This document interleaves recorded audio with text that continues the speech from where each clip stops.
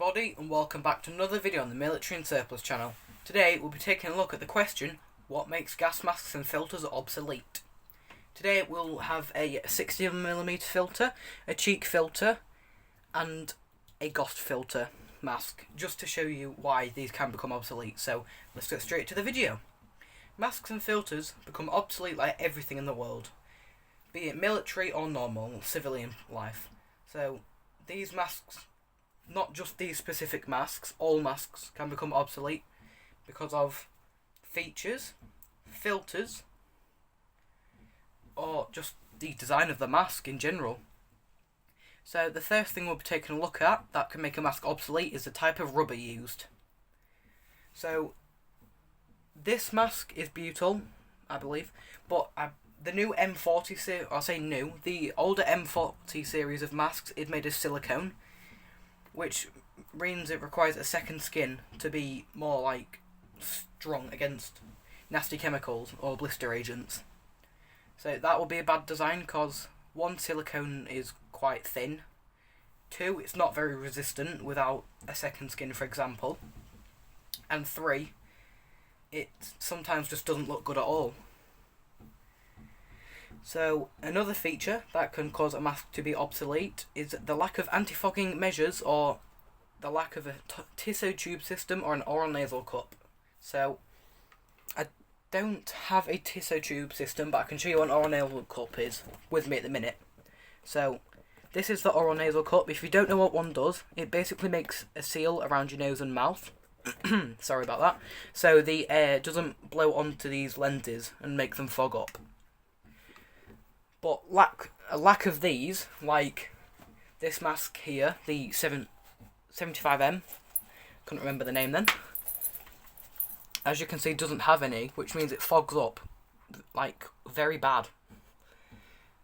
It fogs up quite badly even, and that can render a mask pretty much useless for sight, because obviously the main purpose of a mask is to protect the respiratory system and the face, but is also to protect the eyes from chemicals and unwanted nasties. So with them fogging up and not being able to see, the eyepieces will be rendered pretty much just useless. Also, if they're made of glass and aren't shatterproof, that would be a very bad design, like a lot of older masks do. I don't think any newer masks, like up to date, do this anymore for obvious reasons, but say we pick up the PBFs, for example. As you can hear, these are glass, and if these got, say, for example, shot or something, or if you fell over and a stone hit them, they would shatter, then that would make the glass go into your eyes and pretty much blind you.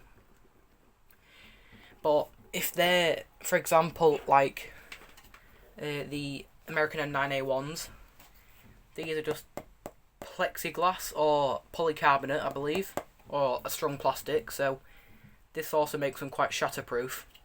If you're wondering what this brown thing is here, and you haven't seen my other video, which I suggest you check out on the M9, it's just a face form.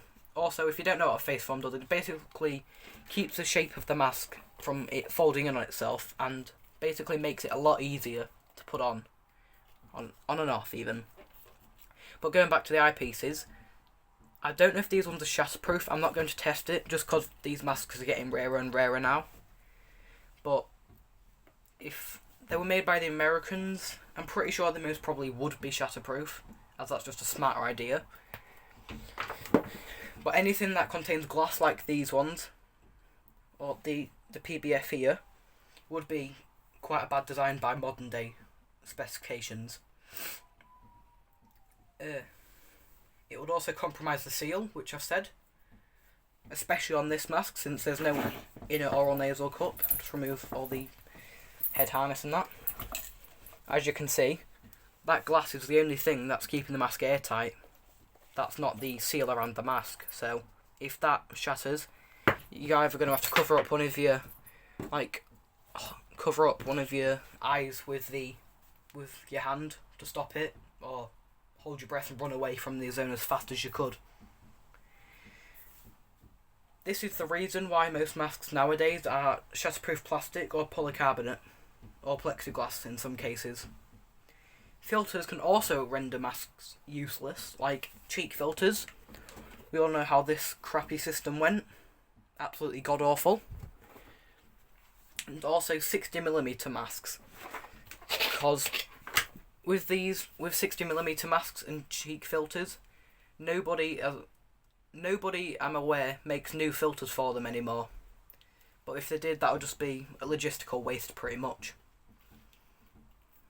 And you've all seen the cheek filter.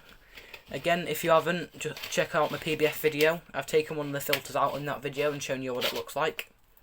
But also Ghost threaded masks, not as much, but they can still make a mask pretty much useless because these filters are not the same as 40mm NATO. The screw thread on Ghost filters is bigger, I believe, which makes it pretty much like a nightmare to put the actual thing, the filters onto Ghost masks. Also, 9 times out of 10 they won't make an airtight seal to the face.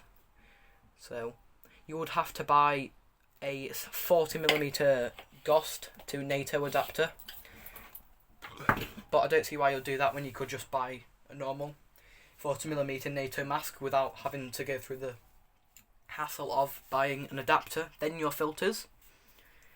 But also, another problem is with these filters, and these ones, specifically the PBF and this Ghost Hungarian 75 one here, they contain asbestos, or the PBF most likely contains asbestos, so that's not a very good opinion. That's not a very good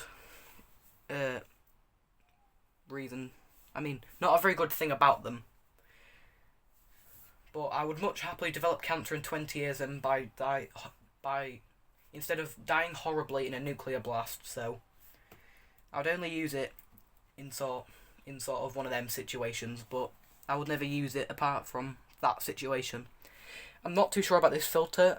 This one contains chromium, I believe, which isn't as dangerous as asbestos, as the Americans have done a survey, and it's basically shown you have to wear the mask for every day for 30 years straight, I believe, to get it's either 0.1% or a 1% increase in your cancer rates. Either way, it's that percentage I don't want increasing my cancer rates anyway. These filters will probably not protect you from much anymore, as they are old and outdated, especially like the 40mm Ghost masks, as these were produced from I believe it was the Second World War onwards. So if you find a Second World War filter, one, it'll be full of asbestos, and two, it'll be out of date. Even if it is sealed, it'll probably give you a minute or so protection from anything serious. 60mm filters might last a little bit longer, as these are more recent filters, but like I said, no one makes them anymore. But for 60mm masks, you can buy an adapter, the 60mm to 40mm NATO or Ghost, if you really wanted to get one of them. But I don't see the point of buying a 60mm mask, then buying a 40mm adapter, then the filters, when you could just buy a 40mm mask and the filters for it. So some of these filters might work for a little bit longer, I'm not sure, but if they've been sealed properly like this, I'll just try and find the filter cap here. If they've been sealed properly like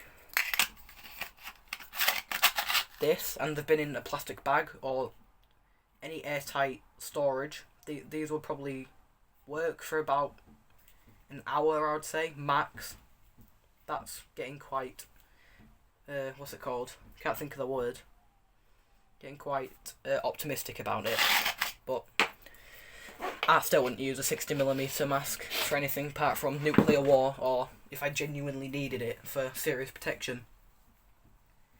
And again, these are dangerous to human health if the filters are breaking down. So that is quite a big problem with them as well.